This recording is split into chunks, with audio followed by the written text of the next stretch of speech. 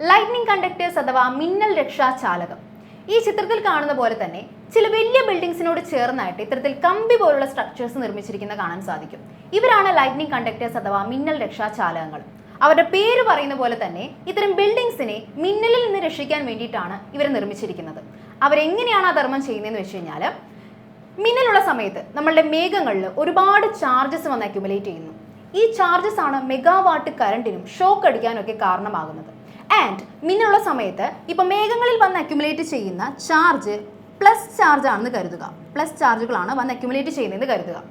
നമ്മുടെ lightning conductor ഈ ചാർജുകളൊക്കെ ബിൽഡിങ്ങിന്റെ ഭാഗത്തേക്ക് പോകാതിരിക്കുന്നതിന് വേണ്ടിയിട്ട് ഈ ലൈറ്റ്നിങ് കണ്ടക്ടറിന്റെ ടോപ്പ് എൻഡിലായിട്ട് മൈനസ് ചാർജുകൾ വന്ന് അക്യുമുലേറ്റ് ചെയ്യുന്നു. ആൻഡ് ബോട്ടം എൻഡിലായിട്ട് പ്ലസ് ചാർജുകൾ വന്ന് അക്യുമുലേറ്റ് ചെയ്യുന്നു. Yes, okay. മൈനസ് ചാർജുകൾ ടോപ്പ് എൻഡിൽ വന്ന് അക്യുമുലേറ്റ് ചെയ്യുന്നത് കൊണ്ട് തന്നെ മേഘങ്ങളിലുള്ള എല്ലാ പ്ലസ് ചാർജുകളും ആ മൈനസ് ചാർജിനോട് ചേർന്നിരിക്കുന്നു, ആ ടോപ്പ് എൻഡിലേക്ക് ചേർന്നിരിക്കുന്നു, ബിൽഡിങ്ങിന്റെ ഭാഗത്തേക്ക് പോകുന്നതുമില്ല.